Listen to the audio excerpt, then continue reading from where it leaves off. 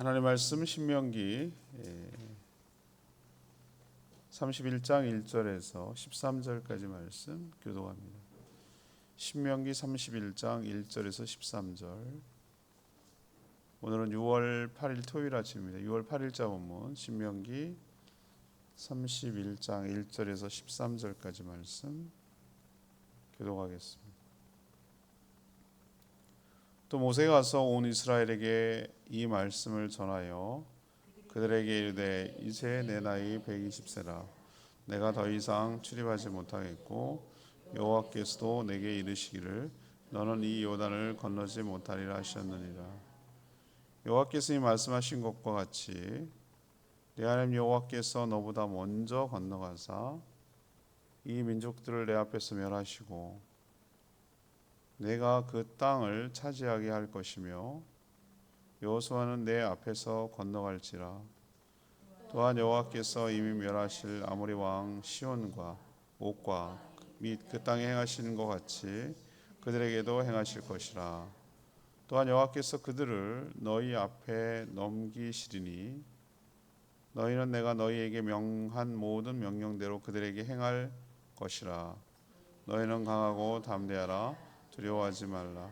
그들 앞에서 떨지 말라. 이는 내 하나님 여호와 그가 너와 함께 가시고 결코 너를 떠나지 아니하시고 버리지 아니하실 것임이라. 모세가 여호수아를 불러 온 이스라엘의 목전에서 그에게 이르되 너는 강하고 담대하라. 너는 이 백성을 거느리고 여호와께서 그들의 조상에게 주리라고 맹세하신 땅에 들어가서 그들에게 그 땅을 차지하게 하라. 그리하면 여호와 그가 내 앞에서 가시며 너와 함께 하사 너를 떠나지 아니하시고 버리지 아니하시리니 너는 두려워하지 말라. 놀라지 말라.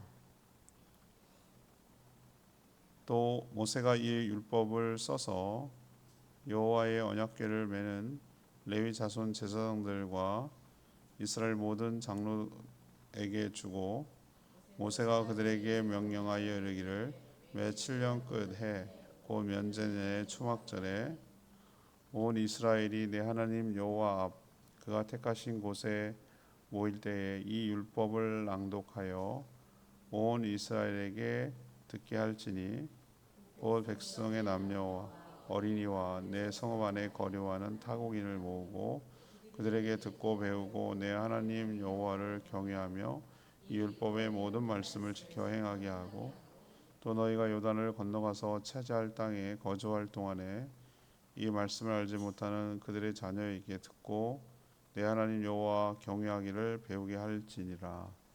아멘.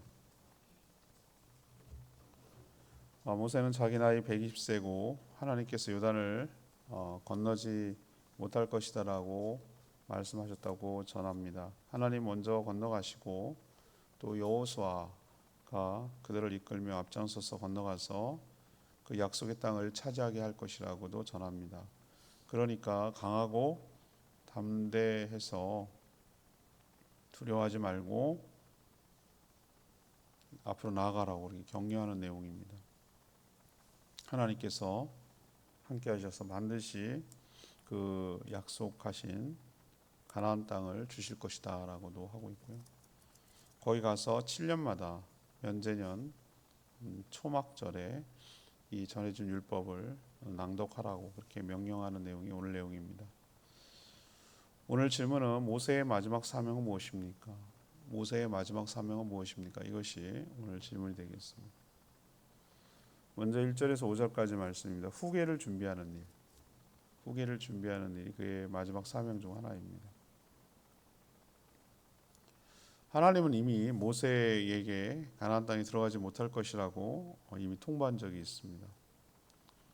백성들 앞에서 모세는 자신의 나이가 120세, 나이가 많은데 기력이 없어서 못 가는 건 아닌데 그냥 나이를 말하는 것이죠. 죽을 때도 눈이 흐려지지 않았다라고 말하는 것이죠. 근데 더 중요한 사실은 하나님이 건너갈 수 없다는 말씀을 하셨다는 말을 전하는 것이죠. 이스라엘 백성들 입장에서는 이런 얘기가 매우 당황스럽고 두려운 일이라고 할 수 있겠죠. 지금까지 지도자 모세의 인도를 따라서 여기까지 왔죠. 물론 하나님이 인도하셨죠. 근데 보이는 지도자 모세의 그 지도를 받고 따라서 여기까지 왔거든요. 그리고 아직 다 땅도 차지한 것도 아니에요. 가나안 본격적인 가나안 정복 전쟁을 앞두고 있는데 지도자 모세가 없다라는 것은 그들 입장에서는 이거는 부모를 잃은 고아와 같이 도대체 어떻게 하라는 거야라고 두려웠고 염려스럽고 걱정이 되고 그런 것이죠. 그 심정이 충분히 이해돼요. 그 이스라엘 백성 입장에. 그렇지만 하나님은 이미 그런 염려를 다 알고 계시고 네 알아서 해 뭐 이런 게 아니고 하나님이 이미 모세를 이어서 후계자 여호수아를 지목하고 준비시켰어요. 여호수아는 갈렙과 함께 생존한 출애굽 1세대 중 한 명이죠. 아말렉과의 전투에서 앞장섰고 또 모세를 수행해서 시내산까지 올라간 그런 인물입니다. 착실하게 후계자 훈련을 받았던 셈이죠. 모세는 자신의 부재에도 백성들이 당황하지 않고 싸워 나갈 수 있도록 후계자를 지목하여 세웠습니다. 그래야 혼란이 없고 그래야 그런 세우는 과정에서의 잡음이 없기 때문에 그런 것이죠. 여러분도 조선왕조실록 그 조선시대 보면은 그 세자를 세우는 게 그렇게 중요하게 여기지잖아요. 왜 이렇게 중요하게 여길까? 또 세자 되는 게 왜 이렇게 중요할까? 왜 그렇죠? 왕이 무슨 일이 있을지 모르니까 당시에 수명이 그렇게 길지도 않고 무슨 병고가 있을지 모르기 때문에 만약에 세자를 지목해 놓지 않은 상태에서 그 왕이 갑자기 급사하거나 뭐 이런 일이 있을 때 지목해도 난리를 치는 판인데 했을 때 어떻게 생깁니까? 권력 암투가 장난이 아닌 것이. 헤게모니를 장악하기 위해서 외척 진짜 뭐 별하별 세력들이 다 해가지고 그 아수라장이 돼버리잖아요. 권력 암투 때문에. 그래서 전체가 다 망할 수가 있기 때문에 그 후계자를 준비해 두는 것이 혼란을 극복하고 공동체가 앞으로 나가는데 매우 중요하다라는 것을 알고 있는 것이죠. 하나님께서도 그걸 알고 모세도 그걸 알고 있어요. 그래서 하나님은 모세를 통해서 지도자를 여호수아를 세우고 준비시켜라라고 이미 공지를 한 상태였어요. 이게 이제 모세가 마지막 미션 중 마지막 사명 중에 하나라는 것을 우리에게 가르쳐주고 있습니다. 어느 소식도 다 마찬가지라고 저는 생각하는 거죠. 두 번째 얘기는 모세가 해야 될 마지막 사명 중 두 번째는 6절에서 8절까지 말씀입니다. 용기를 불어넣는 일, 백성들의 격려하며 용기를 불어넣는 일도 그의 마지막 일 중에 하나였어요. 이스라엘 백성들에게 있어서 모세의 부재, 모세가 없다? 이거는 상상도 할 수 없는 일이었어요. 초반이긴 합니다만 시내산에 계명을 받으러 올라갔을 때 그때 모세가 안 보였거든요. 그러니까 그들이 하는 일이 뭡니까? 두려운 거예요. 불안한 거예요. 그래서 자신들을 인도한 신을 만들자. 그게 만든 게 금송아지거든요. 그러니까 그들이 눈에 안 보일 때 마치 그 어린아이가 엄마가 안 보이면 막 당황해서 아무것도 안 하려고 그러잖아요. 두려워가지고. 그런 것처럼 이들이 두려워서 하는 일이 그런 일이 벌어질 수가 있거든요. 모세도 이렇게 백성들이 어려워하는 것을 잘 알고 있었어요. 그러니까 광야 40년 동안 그들을 인도한 지도자가 없어진다라는 것은 매우 두렵고 불안한 일이었기 때문에 그들의 심정을 잘 알았죠. 그래서 모세는 이스라엘 백성들에게 3절에 뭐라고 그러냐면은 하나님께서 너희들보다 먼저 건너가신다. 저는 이 표현이 참 멋있는 것 같아요. 안 보이는 하나님이 먼저 간다는 거예요. 하나님 뒤따라가서 다 정리된 거 보는 그게 아니라 먼저 가서 정리하는 거죠. 그분이 거꾸로죠. 거꾸로 하나님이 갈 길을 백성들이 준비하는 게 아니라 백성들이 갈 길을 하나님이 다 예비해놓고 준비해놓고 이건 이겨놓은 싸움을 그냥 가는 거예요. 다 정리된 상태에서 그냥 가는 거예요.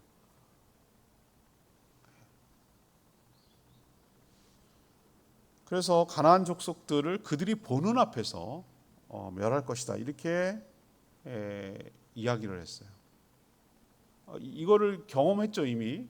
좀 그 뒤에도 얘기했지만 그 아모리 족속 두 왕을 치는 과정을 그들은 눈으로 봤단 말이에요.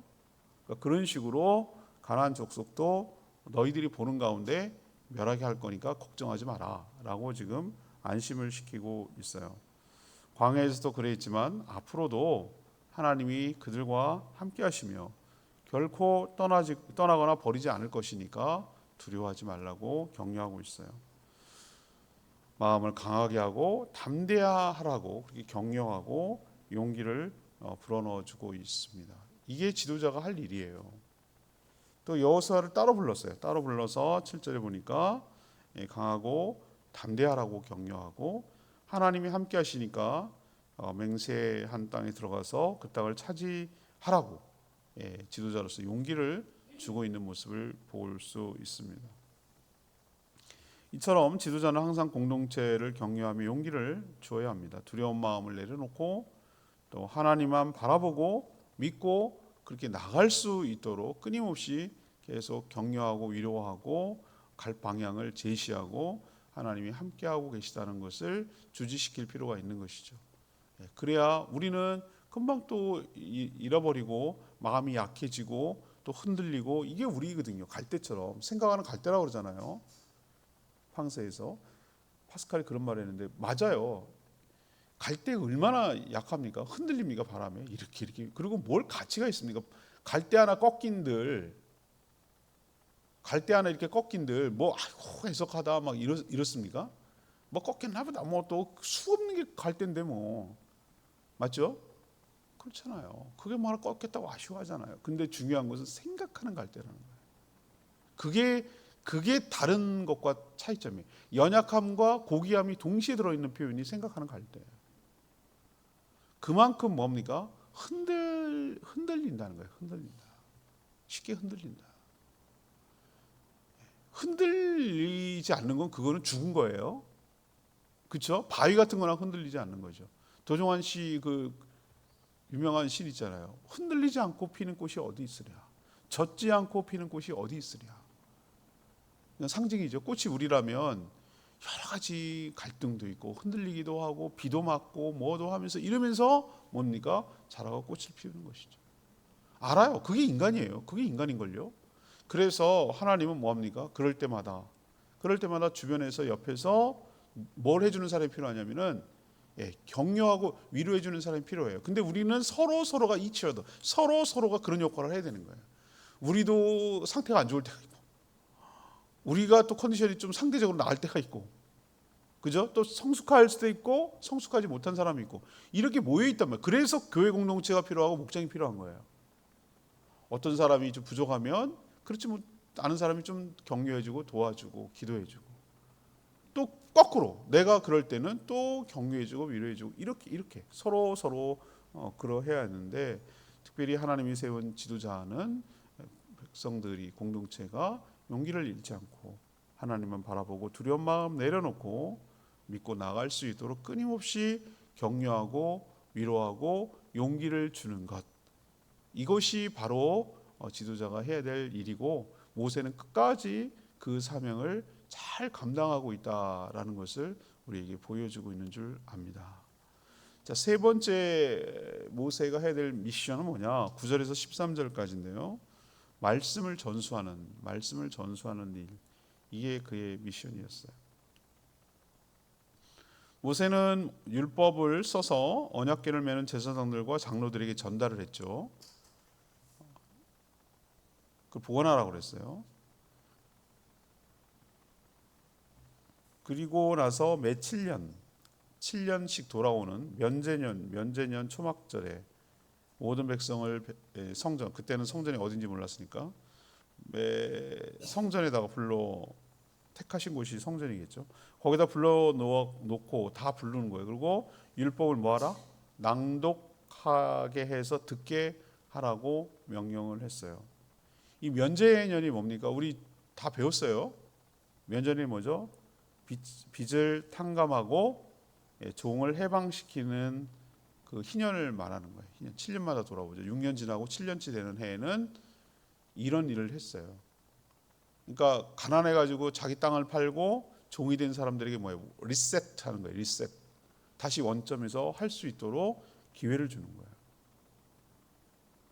그게 면제년이에요. 면제년. 해결해 주는 거죠. 그 해가 되면 이 율법을 낭독하라고 그랬어요. 왜 낭독합니까? 왜 반복마다 7년 주기로 반복하는 거죠? 그래야 백성들이 뭐하지 않기 때문에, 잊어버리지 않기 때문에. 그리고 또 하나는 계속 새로운 세대가 뭐하기 때문에? 태어나기 때문에. 7살 때 들었던 아이라고 칩시다. 그러면 14살 되니까 이제 알아들을 만하잖아요. 그죠? 5살 때 들으면 또 7년을 다니까 12살 되면 좀 알아들 만하잖아요. 7살 때 들었는데 아무 어리버리해요. 14살 되면 좀 알아들 만하잖아요. 14살 때 들었는데 그때도 잘 모르면 21살 때 또 이제 들으면 또 알게 되잖아요. 이런 식으로 해서 끊임없이 반복함으로 율법을 인식시키려고 노력한 것을 볼 수 있어요. 제가 선전할 때 얘기했잖아요. 코카콜라 끊임없이 계속 광고하는 이유가 뭐냐고. 모르는 애들이 나오거든요. 어제도 보니까 이 초딩들 와가지고, 야, 그래도 콜라 마십디다. 콜라 마시더라고. 그거예요. 계속 광고의 효과가 있으니까. 그런 거죠. 그래서 율법을 지속적으로 반복적으로 주기적으로 들려줘야 할 이유가 무엇입니까? 그래야 하나님 말씀이 무엇인지를 알게 되고, 또 그 들은 말씀을 지킬 때 하나님과의 언약 관계가 유지되고, 그 언약 관계가 유지될 때 하나님께서 약속하신 대로 그들에게 하나님의 은혜와 축복이 임하기 때문에 이 축복을 받아 누리며 후손들이 살게 하기 위해서 이 첫 단계로 말씀을 들려주는 일이 굉장히 중요하다는 거예요. 모세의 마지막 사명은 무엇입니까? 이 일을 제도로 만드는 거예요. 율법을 다 써서, 율법 쓰는 것도 보통 일이 아니었을 거예요. 써서 양피지에 써서 제사장들에게 전달하고 잘 간수하고 선포하는 거예요. 7년마다 이 율법을 계속 반복하라는 어떤 계명 같은 것을 주는 것이죠. 세대는 바뀌어도 말씀은 변함이 없어요. 말씀을 모르는 세대가 되지 않도록 계속해서 계승하며 전수하기를 원했습니다. 먼저 믿은 세대가 해야 할 가장 중요한 책무는 무엇입니까? 다음 세대에게 말씀을 가르치는 일입니다. 이걸 끊임없이 하는 겁니다. 이거 중단하면 우린 죽는 겁니다. 우리는 끝나는 거예요. 아무리 미물이라도 말이죠. 자기 유전자를 계속해서, 자기는 유한하니까 언젠가는 죽잖아요. 하루살이는 3일 산다고 그러던데, 하루가 아니고. 어쨌든 살고 죽잖아요. 그럼 끊임없이 누군가는 자기 종족을 유지하고 하기 위해서는 번식을 해야 되고 전수해야 되고 해야 되잖아요. 다 죽은 것들, 멸종한 것들은 뭡니까? 적응하지 못했거나 다음 애한테 그걸 가르쳐주지 않은 거예요. 생존법을 가르쳐주지 않은 거예요. 물론 환경의 변화도 있지만. 우리는 끊임없이 어떻게 해야 되는 거죠? 다음 세대에게 가르쳐줘야 되는데, 그래요. 세상 학문은 끊임없이 가르쳐줄 거예요. 다양한 매체를 통해서 여러 가지 기술이나 학문에 이런 것들을 가르쳐줄 건데, 진짜로 우리가 믿는 사람으로서 가르쳐줘야 되는 게 뭡니까? 말씀을 가르쳐주는 일을 끊임없이 하는 거예요. 우리가 왜 이렇게 다음 어린이들과 청소년들과 청년들에게 왜 이렇게 말씀을 정말 하려고 노력을 합니까? 그래야 주님 오시는 그날까지 지속할 수 있기 때문에, 교회가 존속이 되고 그 교회를 통해서 하나님 일을 할 수 있고 주님 오실 길을 맞이할 수 있기 때문에, 그래서 정말 모든 에너지를 어디다가 많이 쏟냐면, 특히 저희 교회 같은 경우는 어디다가 많이 에너지를 쏟냐면 다음 세대를 세우는 일을 엄청 신경을 쓰는 거예요. 물론 부족하기 짝이 없고 연약하지만 뭐 이게 최선이냐 이러면 할 말 없지만, 나름대로 마음과 관심은 거기가 있는 거예요. 그래서 뭐 7월 달부터 시작합니다만, 7월 달 단기 선교팀이 접촉이 되면 저는 와서 뭐 해드릴까요? 뭐 벽화 그려드릴까요? 뭐 보수할 것 없습니까? 뭐 길거리 전도할까요? 공연할까요? 뭐 여러 가지 얘기해요. 내가 보니까 지네 좋자고 만족하자고 하는 것 같기도 해요. 자기가 열심히 준비해서 뭘 했다 이거죠. 그래서 내가 의외로 허를 찌르죠. 우린 다음 세대를 세우는 일에 이렇게 마음에 가는, 거기에 관심 있는 교회다. 그리고 위치상 그럴 수밖에 없다. 그러니까 다음 세대를 세우는 일에 집중을 좀 해달라. 거기 노인정 없습니까? 있긴 있죠. 근데 우리는 그거보다 어린이들과 청소년들을 세우는 일을 더 마음 쓰고 있다. 그들이 교회가 참 좋은 곳이고 즐거운 곳이고 좋은 추억이 있고 강인하게 인상이 하나 박히는 거, 어디가 걸릴지 우리는 몰라요. 애들이 이렇게 와서 교회 안에서 무슨 활동을 하다가 말씀을 들을 때 팍 꽂힐 경우도 있고, 아니면 자기가 너무 사랑받았다는 것에 마음이 탁 가는 경우도 있고, 즐겁게 놀았던 그 추억에 어디 마음이 딱 가는, 몰라요. 사람마다 다 다르기 때문에. 그러나 뭐 하나 딱 마음속에 인상이 걸려놓으면 언젠가는 막 돌아다니다가 또 때가 되면 다시 그 낚시 막 하고 지 맘대로 돌아다가 나중에 딱 붙들려 있잖아요. 끌려오잖아요. 그런 것처럼 사람을 낚는 어부처럼 이렇게 교회로 다시 돌아오게 만들고, 그렇게 다음 세대가 세워져야 우리 교회가 지속 가능하고 생존하고, 그리고 주님이 명령하신 사명을 감당할 수 있는 교회가 되기 때문에 다음 세대를 세우는 일이 매우 매우 중요한 거예요. 이 일에 마음을 쏟아야 되는 것이죠. 모세가 보세요. 잊어버리지 않도록 하기 위해서 말씀으로 다음 세대를 양육하고 끊임없이 그것을 전수하고 전달하고 가르치기 위해서 어떻게 이렇게 제도적으로 만들어 놨는지 명시했잖아요. 면제는 잊어버릴 수도 없어요. 해방되는 희년이기 때문에. 그때다가 딱 걸어놔가지고 말씀을 낭독하고 들을 수. 근데 우리는 어떻습니까? 7년마다 들으면 우리는 다 잊어버릴 거예요. 아이고, 매일 들어도 잊어버리는데 뭐. 7년, 그래 우리는 어떻게 되냐면 끊임없이 매주 이렇게 말씀을 묵상하고 가까이 하고, 저는 가급적이면 아이들이 정말 매일매일 저 말씀을 듣고 묵상하고 했으면 좋겠어요. 근데 금방 세상 속으로 나가거든요. 유튜브를 더 믿어요. 난 얘네들이 믿는다는 게 난 기적 같은 일이라고 생각해요. 그렇게 세상 속에 놀다가 주의할 그 딸 꼴랑 그거 교육받는 거 갖고 신앙을 유지한다. 나는 이게 기적이 아니고 뭐겠어요. 말도 안 되는 얘기. 그 양을 보세요. 얘네들이 영향받는 양을. 완전 세상의 논리와 그렇게 학문을 배우고 그렇게 살잖아요. 그런데 그 신앙교 그거 해가지고 듣는다고? 이게 유지되는 것 자체가 신기한 거죠. 그러니까 우리가 끊임없이 말씀을 가르치고 전수하고 하는 일, 이게 지도자뿐만 아니라 우리가 해야 할 중요한 미션인 줄로 믿습니다. 레마의 말씀이 전 3절 말씀입니다. 3절 말씀. 여호와께서 말씀하신 것 같이 내 하나님 여호와께서 너보다 먼저 건너가사 이 민족들을 내 앞에서 멸하시고 내가 그 땅을 차지하게 할 것이며 여호수아는 내 앞에서 건너갈지라. 이스라엘 백성들도 그렇고요. 지금 있는 성도들도 하나님에 대해서 오해할 수 있는 내용이 있어요. 하나님은 하늘에서 뒷짐지고 우리만 하도록 그렇게 재촉하며 지켜보시는 그런 분인 줄 알아요. 네 알아서 해라 이런 식으로. 전혀 그렇지 않아요. 오늘 말씀을 보세요. 하나님은 뒤에서 몰아가는 분이 아니라 우리보다 앞장서서 미리 가시는 하나님이신 줄 믿습니다. 이게 얼마나 은혜가 됩니까? 우리 인생을 앞으로 어떻게 할까? 어떻게 살아야 될까? 어떻게 한 발짝을 내디딜까? 걱정 마세요. 하나님 먼저 우리 갈 길을 가신다고요.